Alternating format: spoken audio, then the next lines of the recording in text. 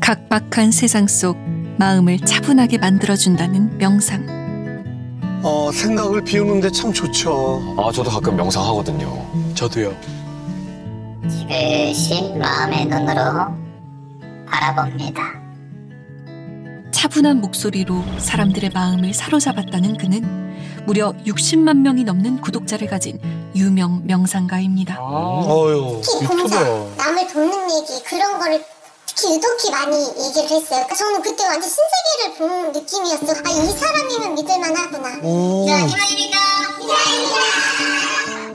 봉사단체를 만들어 희망을 나누고 종종 노래 실력을 뽐내며 공연도 했다는 명상가 김씨. 굉장히 다재다능한데요. 좋은 일도 많이 하시고요. 예. 그런데 설마 이렇게 진짜 믿기지가 않았고, 근데 이 사람이 이럴 리가 없는데 그 시간을 그냥 누가 잘라서 없앴으면 좋겠어요. 이상합니다. 무슨 일이 있었던 거죠?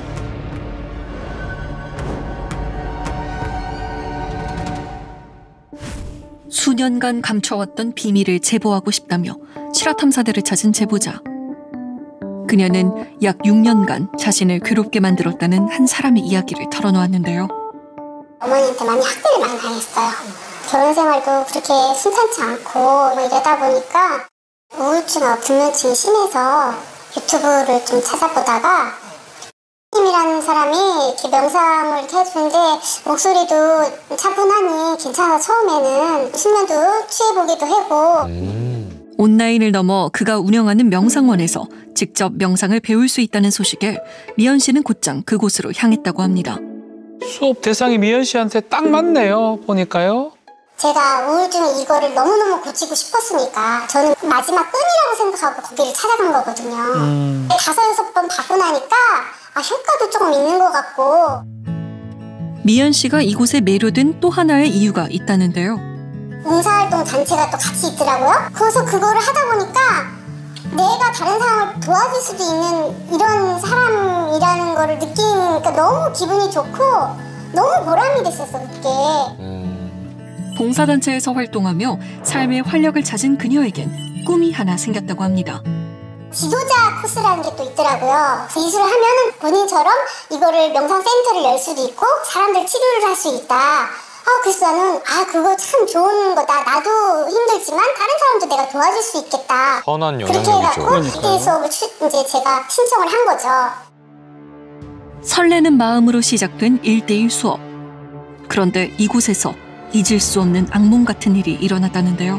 처음에 이제 할 때는 이제 마주 앉아갖고 제가 어렸을 때 뭐 힘들었던 얘기를 하면서 감정이 복받쳐 오르기도 하고 그러면서 이제 얘기가 이제 흘러갔죠. 그런데 수업이 마무리될 때쯤 그의 갑작스러운 지시가 있었다고 합니다. 뭐죠? 마지막으로 자기가 이제 갑자기 일어서라고 하더라고요. 그래서 일어섰어요. 그랬더니 뒤돌아서 벽을 짚으래요. 짚었더니 이제 머리서부터 이렇게 쓰다듬으면서 이렇게 내려와요. 처음엔 특별한 수업의 일종이라 생각했답니다. 그런데 점점 더 두드리면서 쓰다듬으면서 이렇게 내려오는데 이제 등허리가 여기까지 그냥 이렇게 있었어요. 근데 허리서부터 이렇게 밑에 하체를 내려갈 때는 요는 좀 힘들다. 내가 이렇게 생각을 계속 이제 망설이고 이제 이렇게 하고 있는데 점점 더 밑으로 내려가고 허벅지, 엉덩이 이런 데를 내려가니까 계속되는 신체 접촉에 불편하다 이야기도 해봤지만 소용없었다는데요.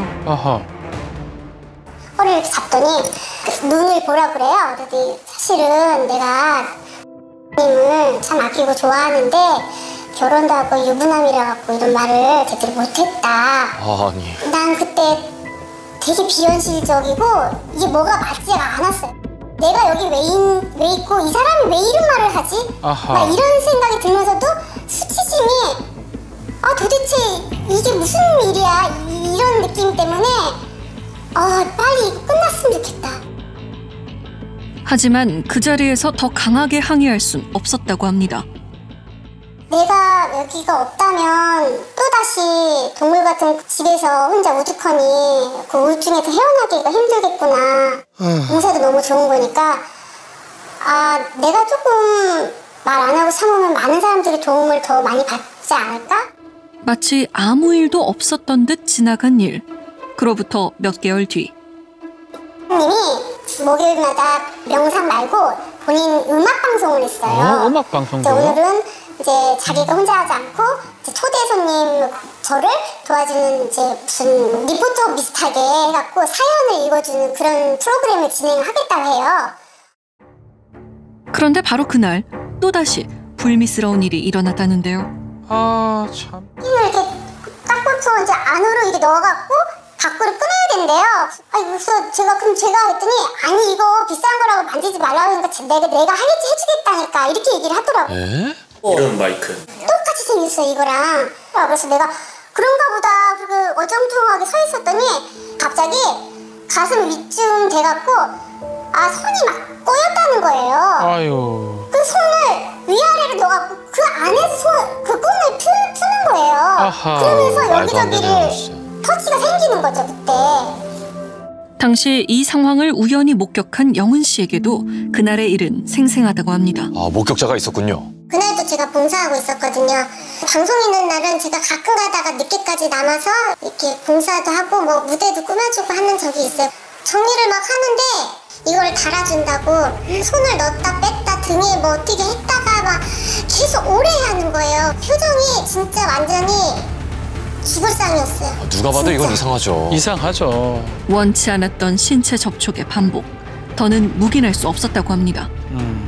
선생님 이런 식으로 사과를 안 하시면은 이거는 좀 안 되는 거 아니냐. 이렇게 봉사활동하고 이렇게 하는 걸 멈추고 한테도 화가 가지만 가족한테 딸들한테도 화가 간다 이런 말도 했었어요. 불교 용어 같은 거를 써가면서 다 받게 된다고. 그 당시는 목소리를 다 깔면서 악업이 다 내려갑니다. 이런 식으로 얘기하면 굉장히 무서워요. 아, 이건 참. 저는 또 마음 공부의 선생님이죠. 자신의 감정으로 이렇게 이거는 정말 예의 없는 짓이거든요. 자신의 심성의 변환으로 이렇게 한다는 것은 인과를 낳습니다.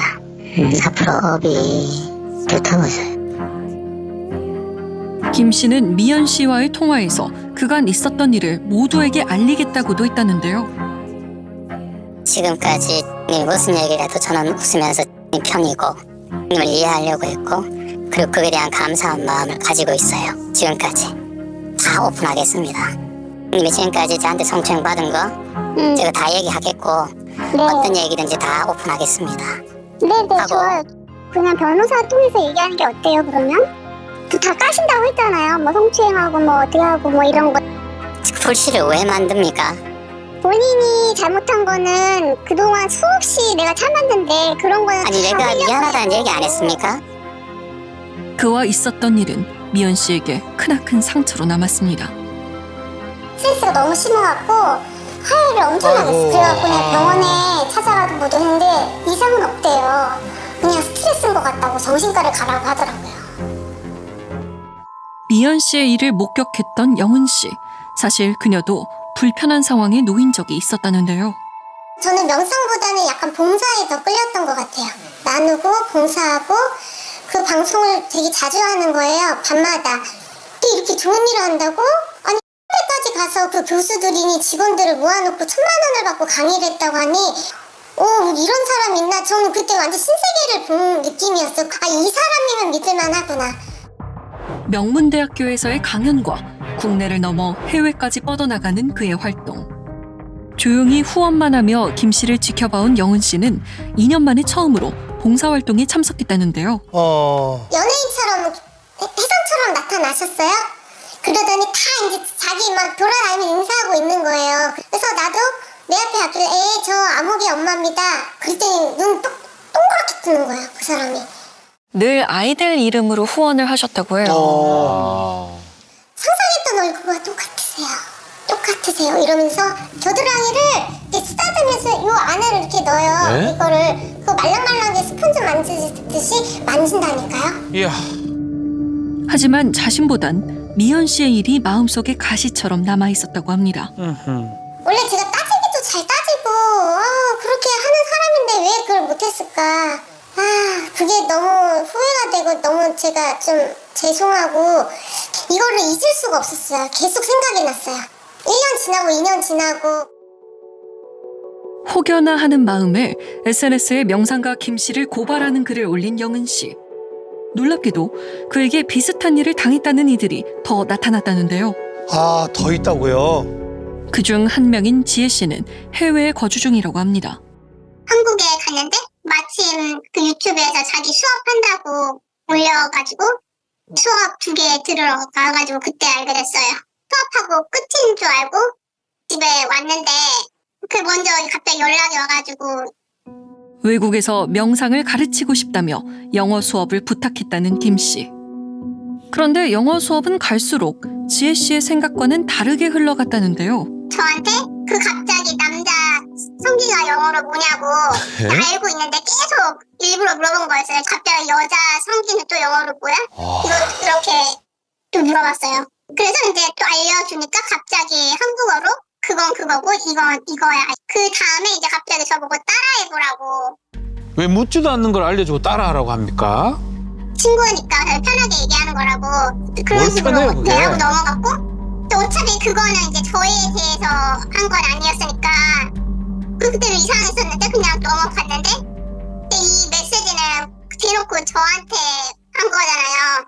그래서 너무 깜짝 놀랐었죠. 그날은 김 씨에게 자기소개를 가르쳐주는 날이었다고 합니다. 제가 예시를 항상 만들어요. 그 제 소개한 예시를 써서 보냈어요.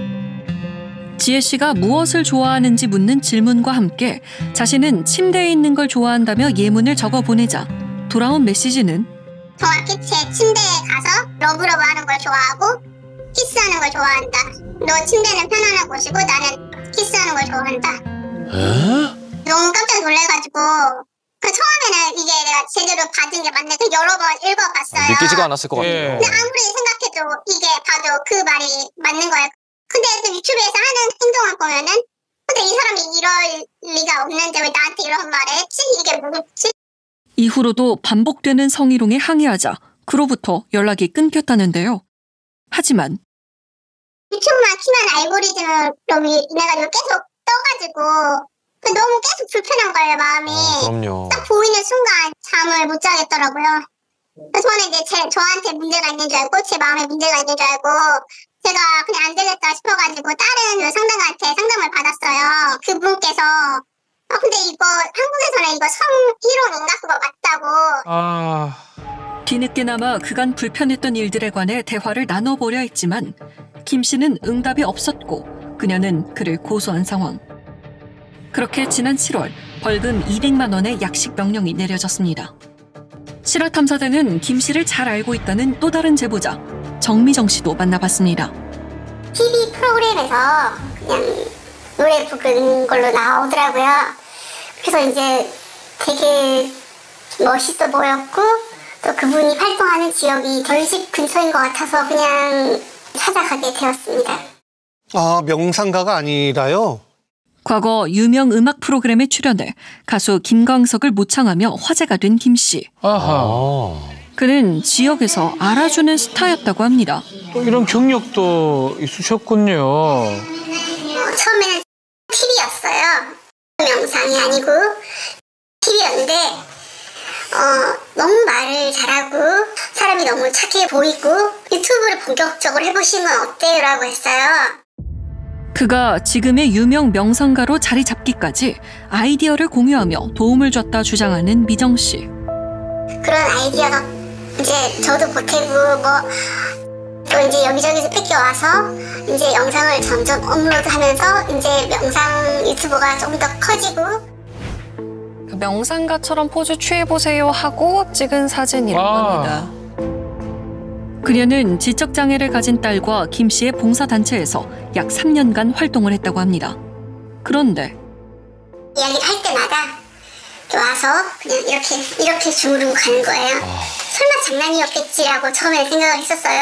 얼마 지나지 않아서 또 다시 와서 또 다시 또 이렇게 만지고 있는 거예요. 팔을 이렇게 주물럭거리면 제 가슴이 이렇게 달릴 수밖에 없는 상황인 거잖아요. 영원 씨도 겨드랑이 쪽을 만졌다고 했는데 똑같네요. 똑같은 상황이네요. 하지 마세요라고 제가 말을 못한 거예요. 왜냐면 제가 너무 심한 가정폭력 피해자였었어요. 아픔이 있으셨어요. 남편한테도 굉장히 저희 딸이랑 굉장히 심하게 맞아서 이거를 이렇게 하지 마세요 라고 하기에는 그 전에 저의 그 있었던 일들이 생각나서 대응하지 못했어요. 아휴. 전문가는 이런 상황을 어떻게 바라볼까?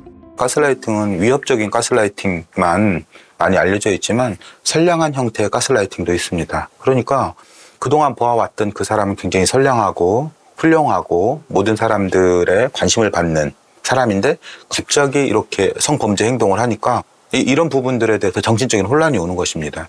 이 상황을 어떻게 대처를 해야 되지? 얼어버리는 이런 동결 반응이 일어나게 됩니다. 모든 게 사실이라면 피해자들의 상황이 무척 우려된다고 합니다.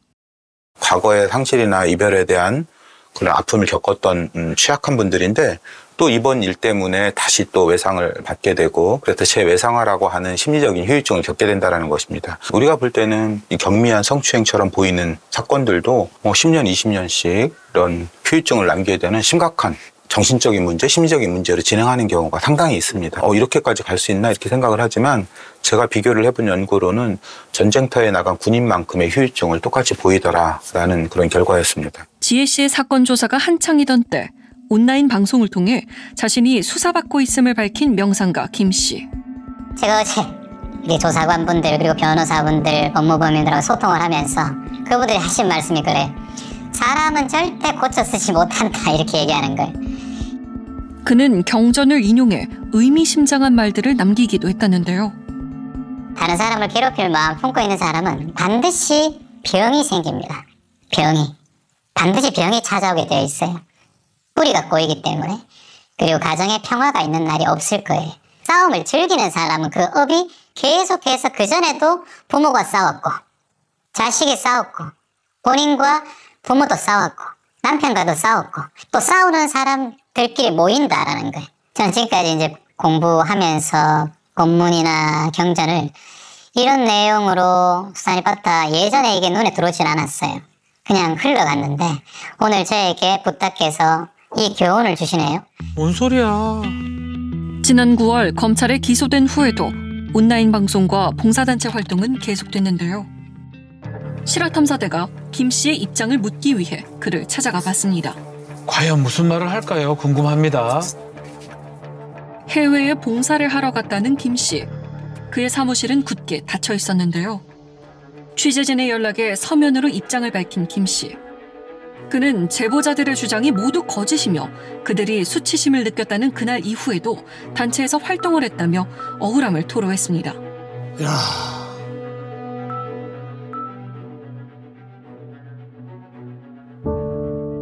미연 씨는 그에게 묻고 싶은 것이 하나 있다고 합니다. 한 번이라도 피해자들한테 미안한 마음이 있었는지 그게 너무 궁금해요. 진짜 마음에 진정 어린 그런 얘기를 한 번이라도 했으면 이렇게 내가 힘들게 이렇게 오지 않았을 것 같아요. 누가 그때 당시 그거를 자를 수 있다면 정말 그거를 그 시간을 그냥 누가 잘라서 없앴으면 좋겠어요. 그랬으면 좋겠어요.